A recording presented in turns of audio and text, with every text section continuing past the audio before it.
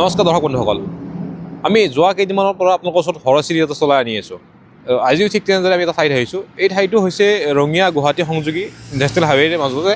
আমি এই ঠাইডোখৰৰ নামটো একদম ক্লিয়াৰলি নকওঁ, কাৰণ আমি অসুবিধা পাওঁ কেতিয়াবা নাম কোৱাৰ পিছত। ইয়াতে এখন দলং আছে। এইখন দলং সচৰাচৰ স্থানীয় মানুহে দীঘল দলং বুলি কয়, গতিকে তাতে লোকেল মানুহে গম পাব যে দলংখন ক'ত আছে বা আমি কোন ঠাইত আহিছোঁ। আমি অলপ টাইম থাকি দলংখনত কিবা হৈছিল বা এনেকুৱা সেইবিলাক জানিব চেষ্টা কৰিম। আমি অলৰেডি অহাৰ আগত দুজন মানুহ লগ পালোঁ, তেওঁলোকে কৈছিলে ইয়াতে কিছুমান কাহিনী আছে। আমি আগে ঠাইখিনি চাই লওঁ, পিছত আপোনাক কাহিনীখিনি কৈ আছোঁ।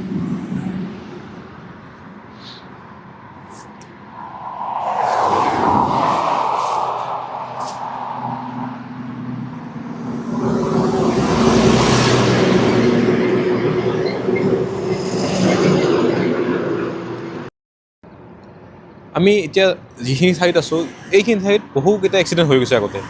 আৰু আমাৰ স্থানীয় মানুহখিনি জানে ইয়াতে এক্সিডেণ্ট হ'লে মানুহ সচৰাচৰ জীয়াই নাথাকে, মানে ভয়ংকৰ এক্সিডেণ্টবিলাক হয় ইয়াতে। আৰু বেছিভাগ এক্সিডেণ্ট ৰাতি সময়তে হয়। আজি আমি ইয়াতে আছোঁ যদিও গাড়ী বহুত আছে। সময় প্ৰায় এতিয়া 11টা বাজি গৈছে, ইমান দেৰি হোৱা নাই, কিন্তু গাড়ী যথেষ্টখিনি আছে। ইয়াতে মই যিটো শুনিছিলোঁ, মানে মোৰ ৰিলেটিভ এজনে আজি 6 মাহ আগত ইপিনে আহোঁতে গুৱাহাটীৰ পৰা আহি আছিল নিজৰ কাৰত ফেমিলিৰ লগত। তেতিয়া আহোঁতে এই দলংখন যে আছে আগত, আপোনালোকে চাইছে চাগে, আগত যে ট্ৰাকখন গ'ল সেইখন দলং। আমি তাতে যোৱা নাই কিয়, জেগাখিনি একদম ঠেক, তাতে কাষত থিয় হ'ব জেগা নাই। যদি ইমান গাড়ী আহিছে অসুবিধা হয় অলপ। তো এইপিনে আহি থাকোঁতে আপোনাৰ এই দলংখন পাৰ কৰাৰ পিছত ৰাতি 2টা বাজিছিল এতিয়া। তো যেতিয়া আহি থাকোঁতে তেওঁলোকে অকণমান আগত গ'ল।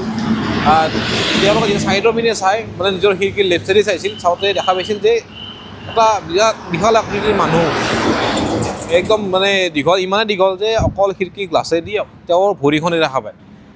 সিমান ডাঙৰ মানুহ এটা দীঘল খোজকাঢ়ি তেওঁলোকক খেদি যাই আছে।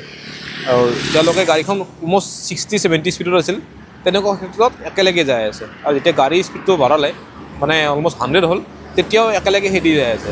আৰু এটা এৰিয়া আছে আগত, আপোনাৰ আৰ্মি কেম্প এটা আছে। সেই আৰ্মি কেম্প পোৱাৰ পিছত এই যিটো মানুহে পিছা কৰি লগত যাই আছিল, তেওঁ তেতিয়া অদৃশ্য হৈ গ'ল। এনেকুৱা ঘটনা হৈছে, আৰু এনেকুৱা ঘটনা ইয়াতে বহুতো হৈছে। ইভেন মই একদিন ৰাতি আহোঁতে মোৰ ইয়াতে দলংখন পোৱাৰ পিছত মোৰ বাইকৰ হেণ্ডেল, নতুন বাইক আছিলে, হেণ্ডেল এনেকুৱা ভাইব্ৰেশ্যন মাৰিছে, মানে কি আচৰিত, মই বেলেঞ্চ কৰিব পৰা একদম কঁপি গৈছে। আৰু এইটো বহুতেই এক্সপিৰিয়েঞ্চ কৰে এই কাহিনী, মানে গাড়ীৰ হেণ্ডেল একেবাৰে এটা হিলাই দিব আৰু গাড়ীখনৰ কণ্ট্ৰলটো নোহোৱা হৈ যায়। আৰু ঠিক তেনেকৈ ডাঙৰ গাড়ী যিবিলাক আছে, ট্ৰাক বা বাছ, তেওঁলোকৰ চাগে ছেইম হয়, যাৰ মানে ইয়াতে ইমানখিনি এক্সিডেণ্ট হৈছে। আৰু ইয়াতে আৰু বেলেগ ষ্টৰী আছে, আমি যিখিনি লোকেল মানুহৰ পৰা শুনিছোঁ। তাৰপৰা ঠাইখিনি আৰু চাই লওঁ, ঠাইখিনি অলপ কৈ আছোঁ। আমি এতিয়া একদম হাইৱেৰ ওচৰতে আছোঁ, আৰু ক'ব গ'লে হাইৱে দাঁতি কাষৰ পৰাই বহুত দূৰলৈকে খালী ঠাই আৰু জংঘল। ইয়াতে মানুহৰ বসতি নাছিল। নতুনকৈ 2টামান ইণ্ডাষ্ট্ৰী আহিছে, কিন্তু সেইকেইটাও এতিয়া বহুত দূৰত আছে। আৰু ইয়াতে আগতে আপোনাৰ ক'ব গ'লে বহুখিনি ডকাইতি হোৱা বুলি শুনিছোঁ আমি। এতিয়া স্থানীয় মানুহে মোক কৈছে যে ইয়াতে যিবিলাক ৰাতিয়ে ট্ৰাকৰ ড্ৰাইভাৰ আহিছিল, মানে যিবিলাক অকলে আহে বস্তু লৈ কেনে, তেওঁলোকক আগত ছিগনেলিঙে ৰখাইছিল। আৰু যিখন দলঙৰ কথা কৈছিলোঁ মই, সেই দলঙৰ তলত এটা জানুৰ দলংটো আছে, তাত এটা মেজেণ্টা বা এনেকুৱা বহুত কিবা কিবি থাকে। মানুহজনক, সেই ড্ৰাইভাৰজনক হত্যা কৰি তেওঁক তাতে পেলাই দিছিল, আৰু তেওঁৰ পৰা যিবিলাক সামগ্ৰী আছিল লুটপাট কৰি লৈ গৈছিল। এনেকুৱা ঘটনা ইয়াতে বহুকেইটা হৈছিল। আৰু চাগে 2005 মানলৈকে এনেকুৱা ঘটনা হৈছিল। এতিয়া বৰ্তমান এনেকুৱা ঠাইত এইবিলাক হত্যা, লুটপাট, ডকাইতি এনেকুৱা একো নাই। কিন্তু আগতে এনেকুৱা বহুত থকা বুলি শুনিছোঁ। আমি যিকেইজন মানুহে কৈছিল, তেওঁলোক এতিয়া আমাৰ পৰা দূৰত আছে, তেওঁলোকে তোমাৰ ওচৰত আহিব ইচ্ছা কৰা নাই। তথাপিও যিখিনি কথা কৈছে, অলপ শুনি অলপ আচৰিত লাগিল যে আমাৰ ওচৰতে, ইমান ওচৰতে বা হাইৱেৰ ইমান লগতে যে এনেকুৱা কিবা কিবি হৈছিলে। মই এইটো জনা নাছিলোঁ, আজি প্ৰথম শুনিলোঁ যে ইয়াতে এনেকুৱা হত্যাকাণ্ড বহুকেইটা হৈছিল। আৰু যিহেতু ইমানকেইটা এনেকুৱা ঘটনা হৈছে, তাৰে অকৃতিৰ যিবিলাক আত্মা থাকে, যিবিলাক প্ৰেত থাকে, তেওঁলোকে চাগে ইয়াতে এনেকুৱা মানুহক ভয় দেখুৱাই বা ভয় খুৱাই, বা যিবিলাক আছে ধৰক আপোনাৰ ফিল কৰোৱায়। আৰু যিটো ভূতৰ কথা ক'লোঁ মই, দীঘল যিটো মই কৈছিলোঁ মানুহৰ নিচিনা, সেইটো ইয়াৰে মানুহে দীঘল দলঙৰ ভূত বুলি কয়। সেইটো মানে আপোনাৰ বিভিন্ন সময়ত মানুহে দেখা পায়। এই জানটো যে আছে ইয়াতে দলংখন, ইয়াতে বহু মানুহে মাছ মাৰিব আহে, বিশেষকৈ বানপানীৰ সময়ত ইয়াতে বহুত ৰাতিলৈকে মাছ মাৰে। আৰু সেই সময়তো ইয়াতে একেই দেখা পায়, সেই মানুহজনকে, মানে ইমান দীঘল, মানে বহুত দীঘল আকৃতিৰ মানুহজন, তেখেত আকৌ মাছ পথাৰত আপোনাৰ পানীত মানে সোমাই থাকে। তো তেনেকুৱা বহুতে দেখা পাইছে, বা বহুতৰে এনেকুৱা হয় যে জালখন উঠাই আনিব নোৱাৰে। উঠাই আনিব নোৱাৰা কাৰণটো হয় কি, তেখেতে জালখন টানি ধৰে। এই যিটো ভূত আছে, দীঘল ভূত বুলি কয় ইয়াতে, বা যিটো কয় আৰু, আমি সিমান নামটো ভালকৈ নাজানো। তো মই শুনিছোঁ সেইটো বস্তু। তো এনেকুৱা এক্সপিৰিয়েঞ্চ বহুতে কৰে আৰু ঠাইখিনি দেখিলে এনেকুৱা লাগে মানে বহুত ভয়ানক, একেবাৰে একদম নিৰ্জন ঠাই, ওচৰত একো নাই। ৰিচেণ্টলি দুটামান ঘৰ বনাই আছে ওচৰে পাজৰে, কিন্তু একচুৱেলি বহুত আগৰ পৰা এই ঠাইটো এখন নিজৰ আছিল। আমি যদি এইটো স্থানীয় মানুহ পালোঁ হয় ইয়াৰে কাহিনী ক'বৰ কাৰণে, আৰু বেছি ভাল আছিল।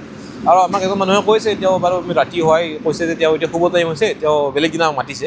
তেওঁৰ হাতত মানে এই ঠাইৰে দলংখনৰ আৰু ইয়াৰ ওচৰৰ পথাৰৰ যিবিলাক কাহিনী আছে, মাছ মৰাৰ পৰা আদি কৰি এনেকুৱা বহুত কাহিনী আছে। তেওঁ কৈছে যে আপোনাৰ 1 ঘণ্টাও কম লাগিব যে ইমান কাহিনী আছে আমাৰ তাতে। তো আমি একদিন তেওঁৰ তাতেও যাম পাৰ্চনেলি। আৰু ঠাইডোখৰত আমি আহিছিলোঁ, একচুৱেলি আমি ইনভেষ্টিগেশ্যন কৰিব অহা নাই, কাৰণ আমাৰ হাতত একো যন্ত্ৰপাতি নাই। ঠাইডোখৰৰ কথা শুনি আমি নিজে একবাৰ এক্সপিৰিয়েঞ্চ কৰিব পাৰিছিলোঁ ঠাইডোখন কেনেকুৱা, ৰাতি কেনেকুৱা লাগে, ইয়াৰ পৰিৱেশটো কেনেকুৱা হয়। এতিয়া ধৰক গাড়ী ইয়াত নাই, একদম নিৰ্জন নিৰল শান্ত ঠাই। যদি আপুনি অকলে খোজকাঢ়ে যথেষ্টখিনি অসুবিধা পাব পাৰে।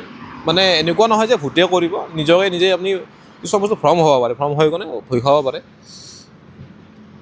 আমি ইয়াতে আছোঁ প্ৰায় আধা ঘণ্টামান আছোঁ, বেছি টাইম নাথাকোঁ।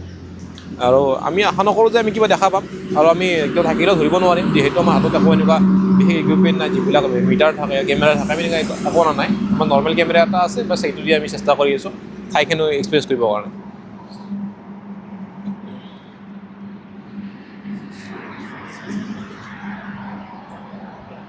আৰু এটা বস্তু মনত পৰি গ'ল, আমি যেতিয়া ভিডিঅ' বনাই আছিলোঁ ইয়াৰ আগৰ ভিডিঅ'বিলাকত, তাৰে ল'ৰা এজনে কমেণ্ট দিছিল তেওঁৰ এটা ষ্টৰি থকা বুলি।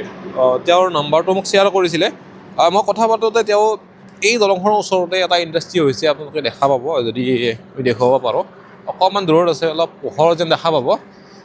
এই ইণ্ডাষ্ট্ৰিটোৰ কথা কৈছিল তেওঁ। আপোনালোকে এই পোহৰখিনি দেখিছে যে, তাতে দলংখনৰ প্ৰায় 500-600 মিটাৰ ভিতৰত হ'ব, মানে হাইৱেৰ পৰা ভিতৰত। তাৰে এটা ষ্টৰি কৈছিলে যে তেওঁ যেতিয়া তাত ডিউটি কৰি আছিলে, সেই সময়ত তেওঁ যিবিলাক ভূত বুলি কয় বা প্ৰেত বুলি কয়, আত্মা বুলি কয়, যি বুলি কয়, তেনেকুৱা কিবা এটা বস্তু দেখা পাইছিলে আৰু তেওঁক চক খুৱাইছিলে।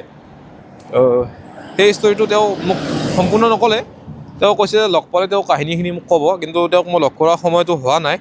যদি মই তেওঁক লগ পাওঁ, সেইটো ষ্টৰি আপোনালোকক মই মোৰ চেনেলতে উপলব্ধ কৰি আপোনালোক চাব পাৰিব।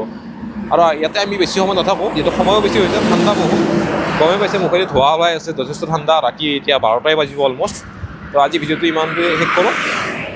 অতি সোনকালে আৰু ভাল ভিডিঅ' দিম। ভিডিঅ'বিলাক চোৱাৰ বাবে ধন্যবাদ।